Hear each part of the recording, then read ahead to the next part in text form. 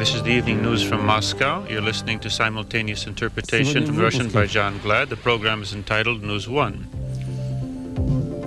The uncertain situation on the Black Sea float is getting the uncertainty is becoming greater. And sailors are insisting on having their own way. Yeltsin has arrived in Nizhny Novgorod.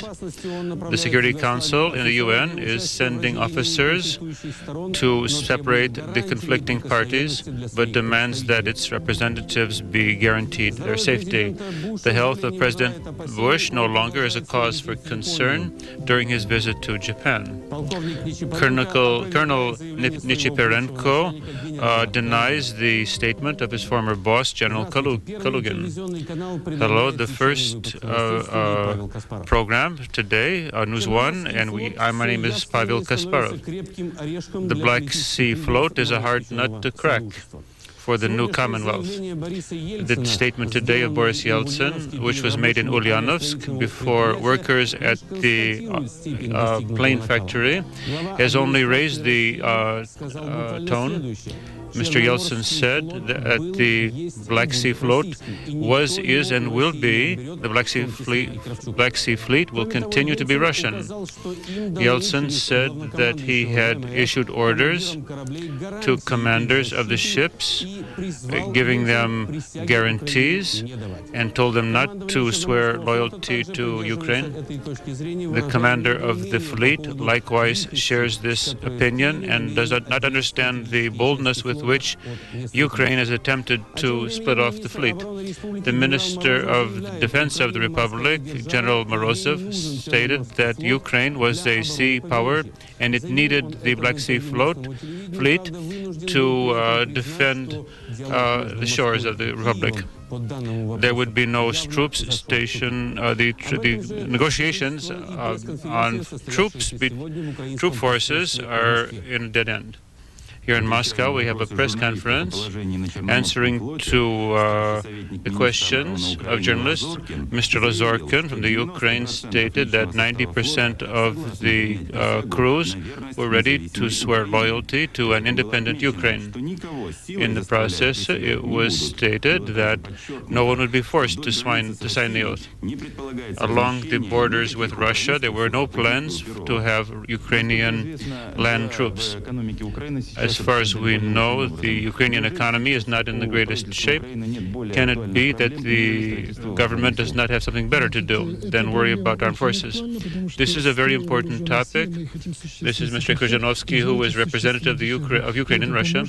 This will help our economy to get on its feet, among other things.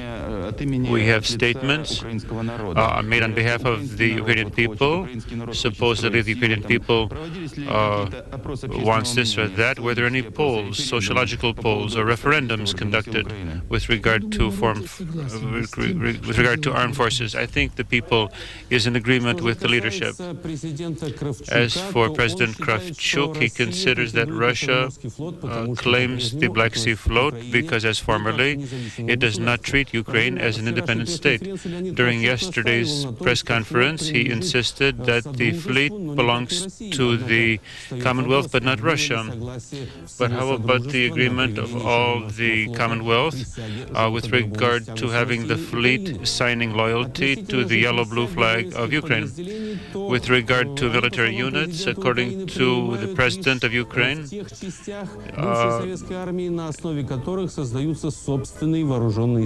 these oaths are to be conducted in Kiev and Carpathian regions, where the firepower is no inferior and perhaps even superior to the German army. This was the topic of the press conference of Leonid Kravchuk with officers, which took place today.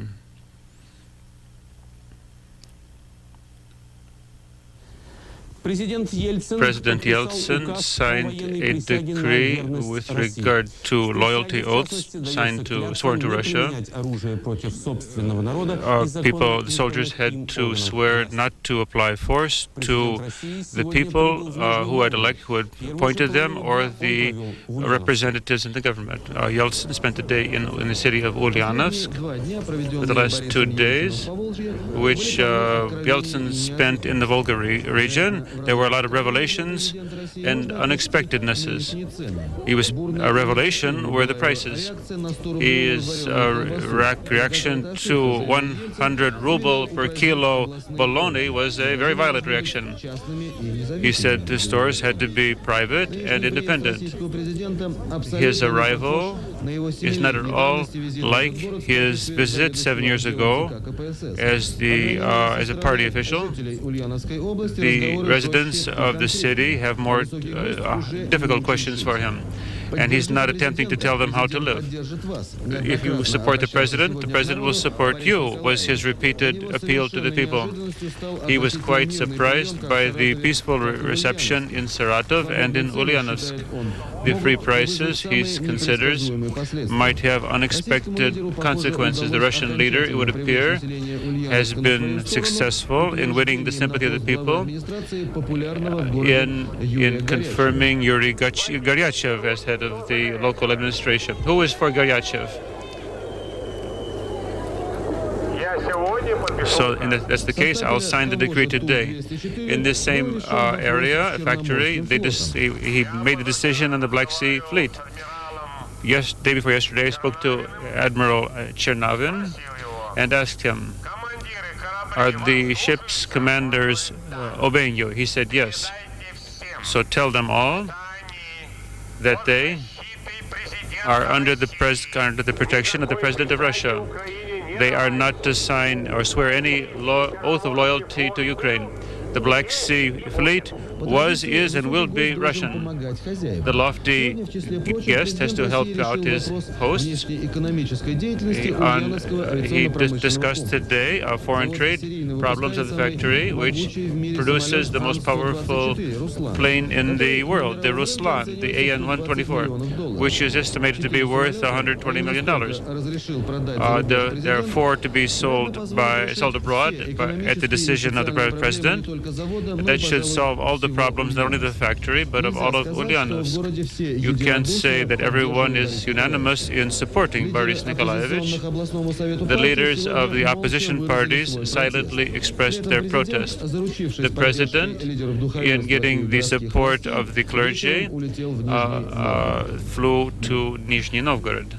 The next part of Piece of the News will be devoted to Russia. The Supreme Soviet of Federation has resolved to divide property into three categories: federal, Republican, and local property, including Moscow and Petersburg. All this should, in the opinion of the parliamentarians, speed up the process of privatization.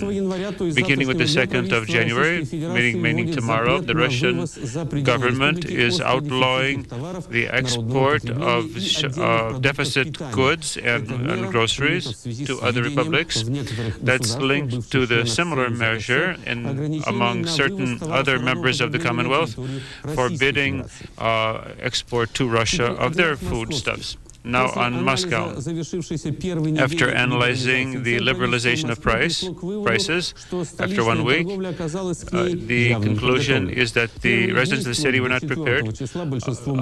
Right up to the 4th, the stores were closed for inventory taking.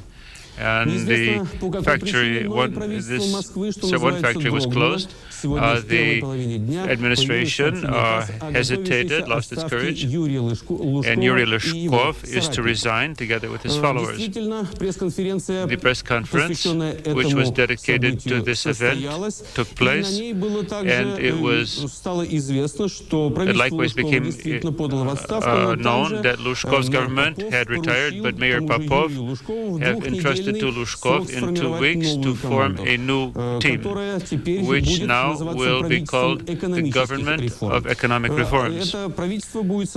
This government will consist of blocks, 5 blocks, and economic reforms, development, social protection, and territorial direction. Those are the areas they're working in.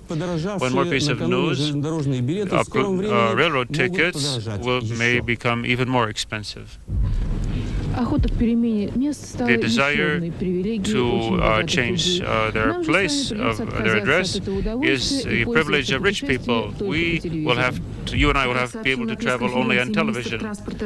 According to Mr. Yefimov, who is the Minister of Transportation, the prices established on as of the 1st of January, raising prices on planes by three times and on trains twice, was not enough. They still need a subsidy of 16 billion rubles. The rates in Russia are lower than in other states. A ticket from Moscow to Kiev costs 54 rubles, but from Kiev to Moscow costs 81. From Moscow to Tallinn, 60 rubles. From Tallinn to Moscow, 111. From Moscow to Tashkent, 128. From Tashkent to Moscow, 192. A still bigger gap is true with regard to aviation. So Russia has to compensate not only its citizens, but likewise so-called foreigners from the other former republics. We have to equate, this is Mr. Yefimov, we have to make these tariffs equal. We've done that with regard to aviation. And those companies which fly to our country, we have established the same rates for them. One more change, foreign plane tickets will be sold only for foreign currency. Who doesn't have a hard currency will pay in rubles, but have to pay a market rate. So that's the way the last train got away from me. A special session of the Parliament of Georgia is to resolve the fate of the Republic. This was the statement of one of the leaders, Tengiz Kitovani of the Republic. The session will be called in the next few days. The chief question is the self-abolition of the Supreme Soviet and the appointment of and the setting of new elections. Up until the new elections, the entire power will be in the hands of the provisional government. The political conceptions of which were published yesterday. In Tbilisi, they're getting telegrams from the capitals of the sovereign states. Ruslan Khasbulatov from Russia, in his telegram, stated that he was puzzled and troubled by the policies of former President Gamsakhuurdia with regard to violations of human rights.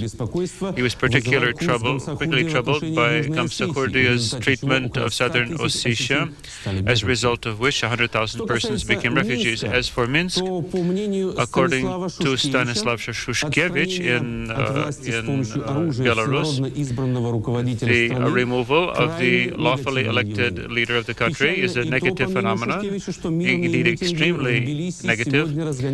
Peaceful meetings and demonstrations are being broken up with automatic weapon fire, even if it's firing into the air.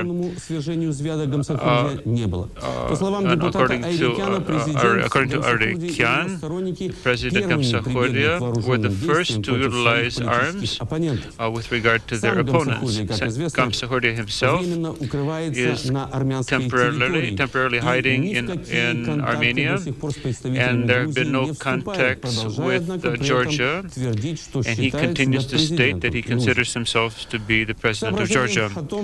Considerations with regard rumors that the president had taken with him the rubles and the hard currency of the treasury. To this we have added the fact that a close person to Gamsakhuurdia, Manana Dzudzuashvili, had likewise fled the Republic, taking with her 40 kilograms of gold, which were intended for gold fillings. That's according to the news agency Fact. We have a very complex situation in Tbilisi and other areas of Georgia. According to our latest reports received from TASS, the forces which support Gamsakhuurdia have begun to organize civil disobedience to the current leadership of Georgia.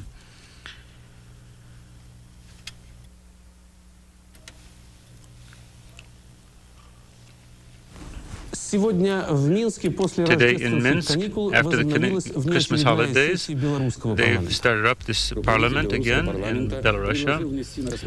The proposal was made that military questions be examined. Stanislav Shushkevich read the text of a telegram of Marshal Shapashnikov with regard to the oath of the military, which is to be signed, which should be sworn, according to the Marshal, from the 10th to the 12th of January. But there were a number of objections in the hall as to the appropriateness of the oath, inasmuch the oath would be sworn to the Russian president. The military question has been added to the agenda in the second half of the day. Mr. Vyacheslav Kebich proposed that there be simplified the structure of government. Today, the session adopted a question with regard to the basket of consumer prices. But there were pickets here with the teachers from the schools and colleges who are demanding a raise in salary, a stabilization of prices, and the handing over of the senior party school to be made into a lycée. The alternative elections of Kabardine-Balkaria took place in a difficult situation. An absolute majority was received by Valery Mukhomedovich Kokov. Today, there was a solemn swearing in of Kokov as the head of Kabardine-Balkaria. He swore loyalty to his people. I swear to serve the people of Kabardine-Balkaria SSR. From the chronicle of multi-party systems, we learned that one party has become an opposition, has joined the opposition. There was a statement that the cadets were leaving the intergovernmental agreement on reform. According to the cadet party, Yeltsin has not been consulting with other parties and has thus violated all agreements. There was a lot of criticism for the Russian government, which, according to the cadets, who are the constitutional Democrats, have done nothing for the Russian-speaking population of the Baltic, and they're being too soft with regard to the Black Sea Fleet. And there is no economic program which might be thought through. The cadets are skeptical with regard to the agreements concluded in Almaty and Minsk. In criticizing the Russian authorities, they reject the Bolshevik tactics and are not calling for strikes or rebellions. This is Mr. Astafiev, who is the chairman of the Central Committee of the Cadet Party, and he says if Mr. Yeltsin is going to be objective, we will be happy to support him. As for the Liberal Democratic Party of Mr. Zhirinovsky, he finds himself in the opposition, and very much so. The path out of the economic crisis of Russia he sees in a very simple way out. You can judge for yourself. They're always asking at the press conference, how are you going to rejuvenate the health of the economy? We'll sell millions in arms and take the billions of dollars to buy goods and deliver them to the people. In Moscow today, there were the first farmer auctions. The economists and politicians count on it a lot, who hope for a transition to the market, but the results were more than modest. Many of the participants noted that the liberalization of prices had not escaped this sector as well. Here we overcame capitalism with regard to the number of stock markets and markets, even though we have very few goods. This is a great secret, how very real fortunes, millions are being earned here, although these are only phony ruble fortunes. How does your market differ from others? This is the only Russian farmer peasant market with Mr. Popov, and we work directly with the producers. But even here, you have very small group of farmers, but we're amazed by prices. Beef costs 160 rubles a kilogram. Butter costs 250, oil 50. It's because machinery is 10 times as expensive. If a combine formerly cost cost. We now leave the Soviet evening newscast, News 1, in order to bring you our regularly scheduled live viewer call-in programs. You can see News 1 again in its entirety on the overnight program schedule at approximately 2:15 a.m. Eastern Time, 11:15 Pacific. We farmers cannot